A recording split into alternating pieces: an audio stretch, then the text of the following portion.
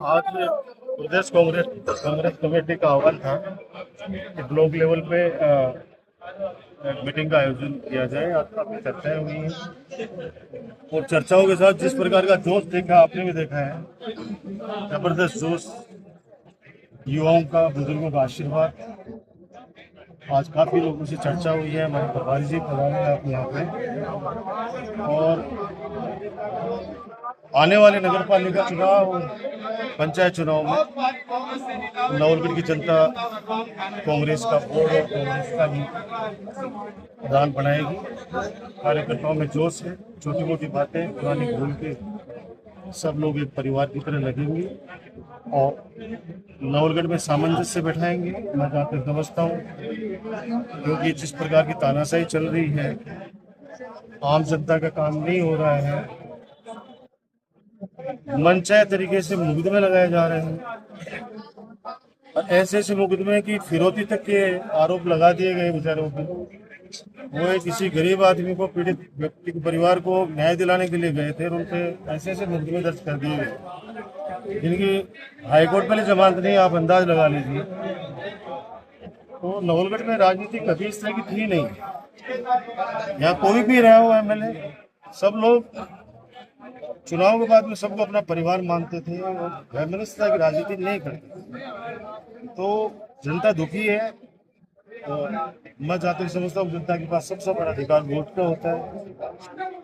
आने वाले समय में वो सही समय पर वोट की चोट करेगी, ऐसा मुझे उम्मीद है। पुराने लोग भी लोग लौट कर वापस सभी चुनाव में हैं। तो पुराने लोग जो टूट के चले मैं गए कह रहा हूँ, पुराने लोग धीरे धीरे सारे ही जुड़े हुए हैं। वैसे तो सारे ही परिवार के लोग वापस, हमारा कुनबा एक हो गया है। कुछ लोगों की मजबूरी है, कुछ लोग, मैं भी चाहता हूँ कि भाई तुम लोग अभी एक बार, क्योंकि उनके घर में सरकारी कर्मचारी, आपने देखा इस चुनाव, इस अभी ट्रांसफार्मर में किस तरह से उनको दंडित किया गया है कि एक लो पेड व्यक्ति को कहाँ बाड़मेर, जैसलमेर, फलौदी, तो वहाँ कहाँ कहाँ भेज दिया गया वहाँ पे लोगों को। तो वो लोग हमारी वजह से बेचारे परेशान नहीं हो, क्योंकि हम लोग अभी कोई राज के हिसाब से मदद करने की स्थिति में नहीं है। तो मैं भी कहता हूँ भाई, समय थोड़ा सा और पास करो। ये कहता हूँ सर, बहुत थोड़ा खाने का गिरा। हाँ, मैं कह रहा हूँ, देखो ना, आपकी फिरौती 50 लाख रुपए फिरौती मांगी, उन्हीं को मारा। आपने देखा कितने लठ मारे गए उनके, जैसे कोई पता नहीं क्या, कोई आतंकवादी आ गया कोई। उनको बेचारे किसानों को मारा गया, वहां पीटा गया और उन्हीं पे मुकदमा। मतलब ये इससे बड़ा तो कोई इमरजेंसी के भी हालात नहीं हुए जो अभी की है। उसमें स्वास्थ्य बहुत ज्यादा खराब था, वरना तो मेरा मन था कि मैं आज ही चलूंगा। इसलिए आज मैंने प्रशासन को कहा है, आज आप लोगों की मदद से, हमारे कार्यकर्ताओं की मौजूदगी में, कि 10 तारीख तक या तो इसको दुरुस्त कर लें जो इन्होंने गलती की है, वरना 11 तारीख को गोटड़ा थाने का वो घेराव होगा जो ये कल्पना नहीं कर सकते। इन लोगों ने, इस प्रशासन ने ये सोच लिया कि यहाँ तो बस तानाशाही चल रही है, कोई बोलने वाला नहीं है। भैया मरे नहीं है, भाई मरे नहीं, हम लोग जिंदा हैं। और मैं पहले भी कहता हूँ कि हमारे शांति को देखकर, हमारे समुद्र की शांत लहरों को देखकर किनारे पे घर मत बसा लेना। हम लौटेंगे और तूफान की तरह लौटेंगे, ज्यादा ताकत से।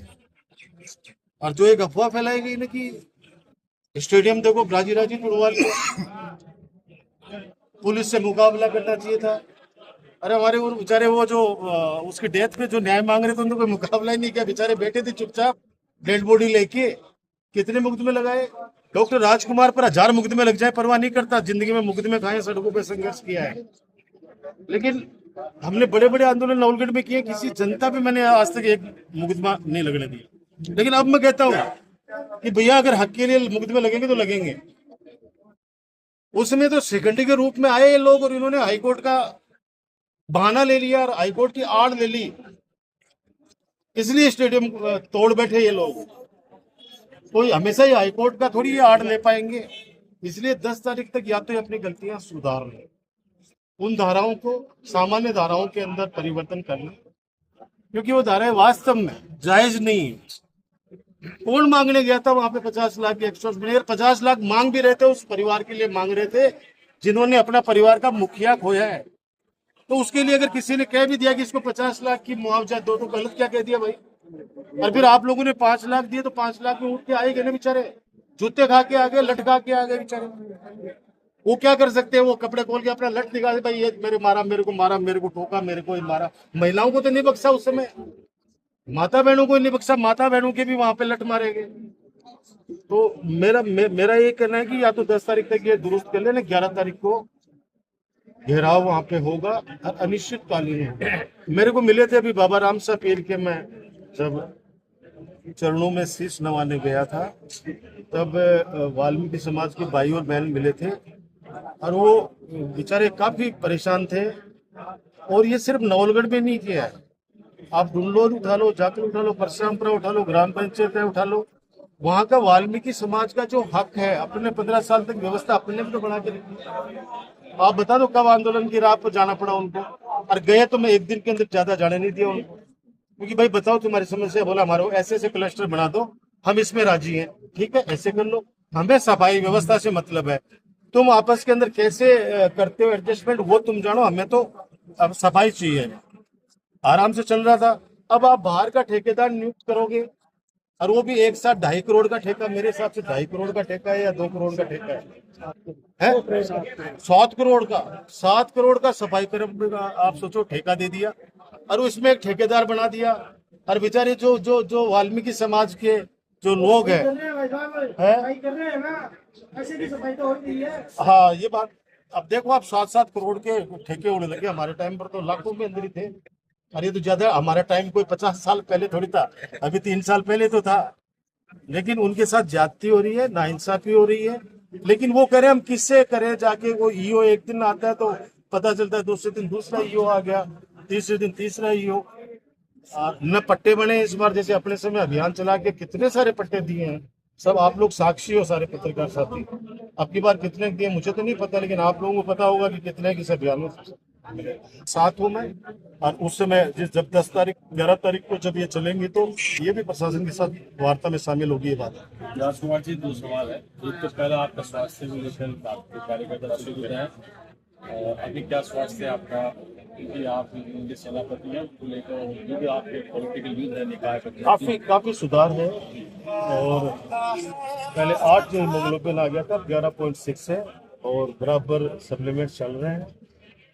और दुआएं, लाखों लोगों की सबकी दुआएं, तो और जल्दी रिकवर हो जाऊंगा। पंचायत और निकाय चुनाव में किन मुद्दों को लेकर, जैसे आपने बताया, लेकिन स्पेशल मुद्दों को लेकर जाएंगे, निकाय चुनाव मुकुंदगढ़ अलग है। मुद्दा सीधा सीधा सा, पहली बात तो लोकतंत्र की हत्यारी सरकार ये चुनाव ही नहीं कराना चाहती थी।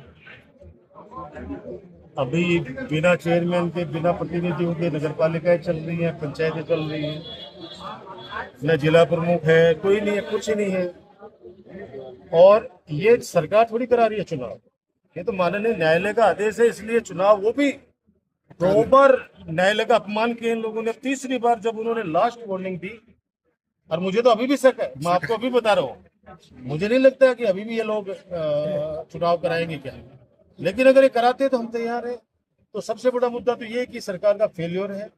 हमारे चिरंजीवी योजना 25-25 लाख रुपए की, जो बेचारे गरीब लोगों को, आम आदमी को 25 लाख रुपए की सहायता मिलती थी ऑपरेशन में, बीमारी में, वो बंद कर दी, उसका बिल्कुल गला घोट दिया। और जो बेचारे बुजुर्ग लोग थे वो अस्पतालों में कैसे जा जाके खड़े होते हैं 2-2 घंटे RGHS, उसको उसके हालात खराब कर दिए हैं।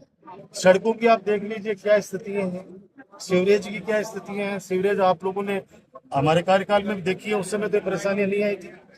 और मैं फिर आपके माध्यम से कह रहा हूँ कि पानी वहीं जाएगा, वही जगह चिन्हित है, वो जगह चिन्हित, वो प्रोजेक्ट हमारा था, लेकिन उस प्रोजेक्ट को किसी को समस्या नहीं हो, आस पड़ोस में रहने वाले को, इसलिए उसको बहुत सुंदर बनाया था। सिर्फ बरसाती पानी उसमें जाता।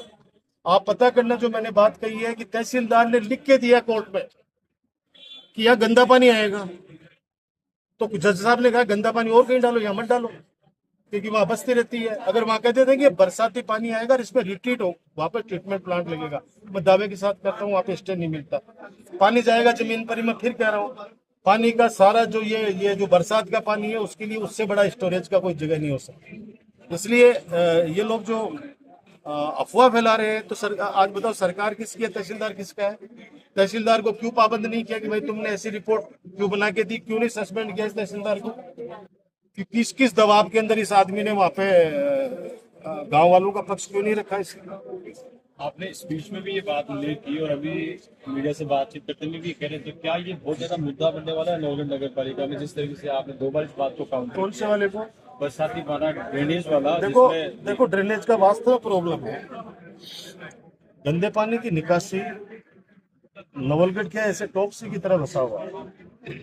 तो गंदे पानी की निकासी मतलब बरसाती पानी की बोल रहा हूँ, सॉरी, क्योंकि जो सीवरेज की वजह से जो नालियों का पानी ऑलमोस्ट डिस्पोजल होने लग गया था। 3 साल किसी को दिक्कत नहीं आने दी, अच्छी टीम काम कर रही थी। अब जैसे इन लोगों ने टीम बदला, अनुभवीहीन लोग आए और उनका मकसद ये रह गया कि साहब हमें पैसे कमाना है, भाड़ में जाए, सफाई हो या नहीं हो उससे क्या मतलब है। तो वो फिर उसका परिणाम ऐसे ही होंगे।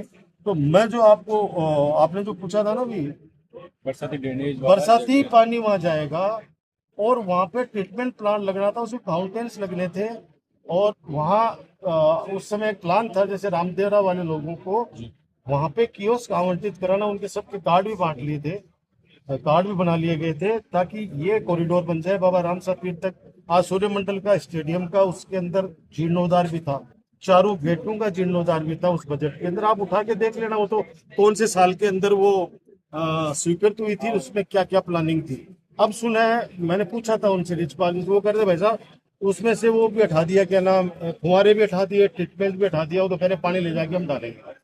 तो उससे परेशानी हमको हो रही है। बाकी अगर ट्रीटमेंट प्लांट लगाएंगे तो पानी चाहे कल ही लगा दो चाहे। इस मुद्दे में आपका स्टैंड क्लियर है? मेरा स्टैंड क्लियर। लेकिन जैसे ही उस मुद्दे को जुडिशरी में ले जाने वाले रिचपाल सैनी साहब आपके कार्यकर्ता के मन साझा कर रहे हैं, तो इसको किस तरीके से पार करिए? तो मैंने तो अभी आपके सामने बोला है, प्रेस वार्ता में भी कहा है, मैंने पहले भी कहा लेकिन है। इसका किस तरीके से मतलब इसको ये मुद्दा बनने वाला है ऐसा लग रहा है मुझे। अरे मुद्दा क्या बनने वाला है, वो रिचपाल जी सैनी ने लगाई कोई चीज और इसने तहसीलदार ने जाकर वहां पे लिखित में दे दिया गंदा पानी आएगा।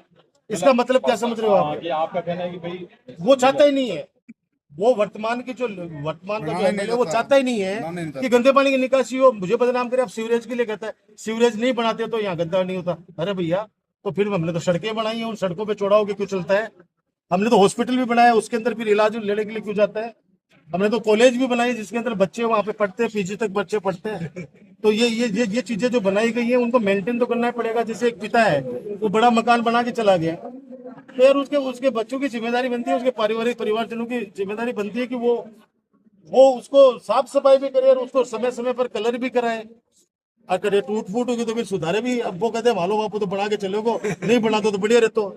एक अंतिम सवाल, टिकट के क्या पैमाने हैं सर? जैसे कांग्रेस लगातार मतलब कार्यकर्ता आवेदन करेंगे और आपने पिछली बार अच्छे लोगों को उतारा, लेकिन जैसे पिछली बार एक पार्षद जो ठेकेदार पता है उसके खिलाफ आप रहे भी हो, इस बार भी क्या वो अपने पैमाने में रहेगी कि जो अच्छे लोग आए? देखो, मैंने हमारे मंडल अध्यक्ष और जो वार्ड के अध्यक्ष हैं उन पे सब कार्यकर्ताओं की जिम्मेदारी छोड़ दी। मैं इस बार मेरे हाथ में बस एक ही चीज रखने वाला हूँ, वो जनता के बीच में जाने वाला। जनता के बीच में जाकर मेरी बात मैं बताऊंगा, उनसे हाथ जोड़ के विनती करूंगा कि भाई आपको बोर्ड बनाना चाहिए, ताकि जो तानाशाही चल रही हो तानाशाही को कम कर सके। ऐसे गांव में जाऊंगा। अब वो कार्यकर्ता आपस में डिसाइड करके बता देंगे कि भाई जैसे 10 लड़के जब 10 कार्यकर्ता चुनाव लड़ना चाहते हैं, उन 10 को कह दूंगा भैया आप लोग तय कर लो कि भाई कौन बनना चाहते हैं आपस के। अब जो मानेगा वो मनाएंगे, नहीं मानेगा तो भाई अब जो लड़ेगा वो तो लड़ेगा, इसका मतलब चलो।